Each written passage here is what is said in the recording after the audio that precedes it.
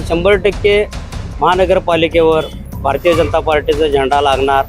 व्यक्तीपेक्षा काम बघून लोक पसंत करतात. समस्या तर काही नाही आहेत. कार्यसम्राट आमदार सुधीर दादांनी एवढा विकास केलेला आहे, सांगलीचं कायापालट केलेलं आहे.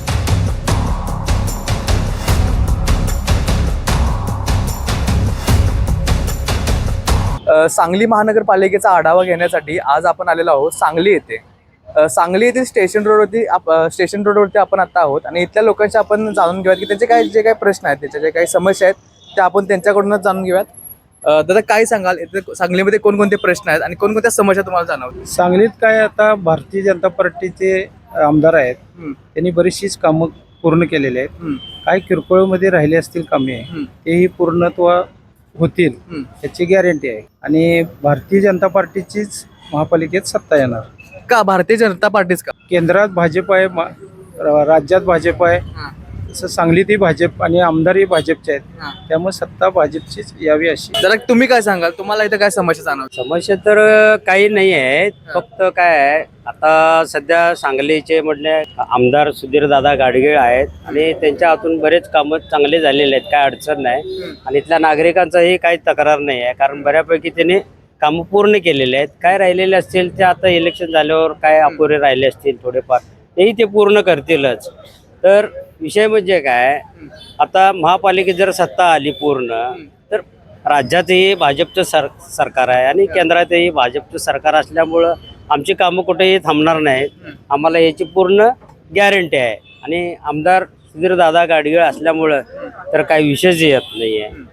तो महानगरपालिकेवरती यावेळेस भाजपाचा झेंडा लागेल का? हो, 100% लागणार. कारण त्यासाठी आम्ही सर्व बूथप्रमुखांनी किंवा आमचे पदाधिकारी आहेत, कार्यकर्ते आहेत, ते रक्ताचं पाणी का होईना करून आम्ही प्रयत्न करणारच की आमची सीट बऱ्यापैकी येतील आणि महापालिकेवर सत्ता आमचं 100% बसणार याची आम्हाला पूर्ण खात्री आहे.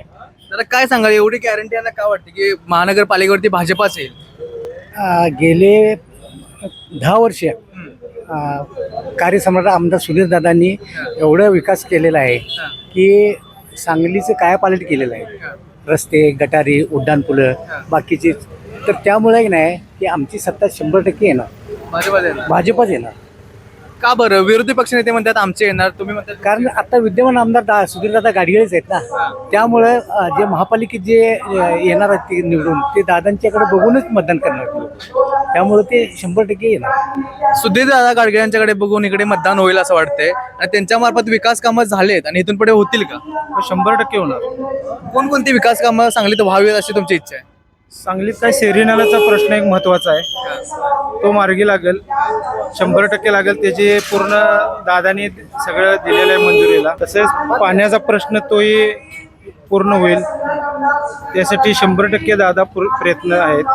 आणि मुख्यमंत्री हे दादांचे खास म्हणजे असल्यामुळे मुख्यमंत्री दादांना काय निधी द्यास काय कमी पडत नाही. ते महायुतीची सत्ता, भाजपची सत्ता येणार आहे. हो, 100%. दादा काय सांगाल, तुम्हाला काय वाटतंय? सांगली महापालिकेवर भाजपची सत्ता येणार, त्याच्याबद्दल काय वाद का? भाजपाच का, महायुतीच का? नाही. म्हणजे त्यांचं विकासाचं विजन आहे, कामं आहेत.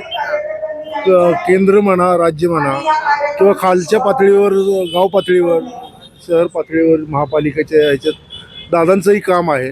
आणि लोक हल्ली कसं आहे, व्यक्तीपेक्षा काम बघून लोक पसंत करतात आणि त्यांच्याकडं आहे. आणि राहिलेले काय थोडीफार राहिली असतील कामं, ती सुद्धा करून ते दादानी म्हणजे परवा इलेक्शनला, आमदारकीच्या इलेक्शनला बोलल्याप्रमाणे पुढच्या वेळेला आम्ही कोणतं काम मोठी जी आहे ती कोणतं काम आम्ही शिल्लक ठेवणार नाही.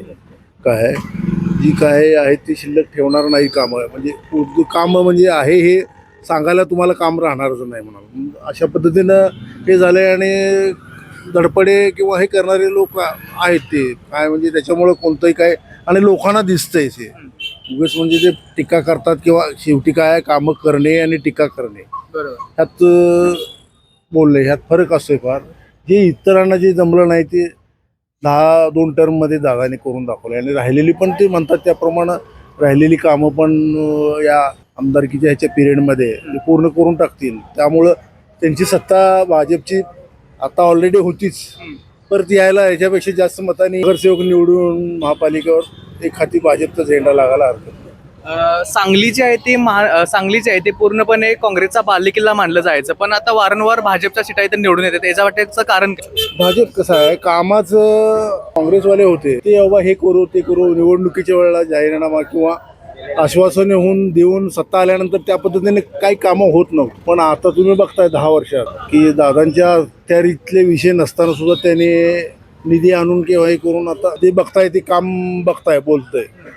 काय उगीच म्हणजे काय, बाकीच्याने निवडणुकीच्या वेळेला आश्वासने द्यायची, बोलायची, नंतर निवडून गेल्यानंतर सत्ता आल्यानंतर त्याच्याबद्दल पुढचं हालचाल काही करायची नाही. हे आता लोकांना काम दिसतंय ना, त्यामुळं उगाच म्हणजे लोकांनी त्यांना कार्यसम्राट म्हणून हे दिलेलं नाही, पदवी दिलेली नाही. त्याप्रमाणे व्हायला काय हरकत नाही आणि म्हणजे येईल 100% सत्ता, त्याच्याबद्दल काही म्हणजे वाटत नाही, शंका नाही आहे.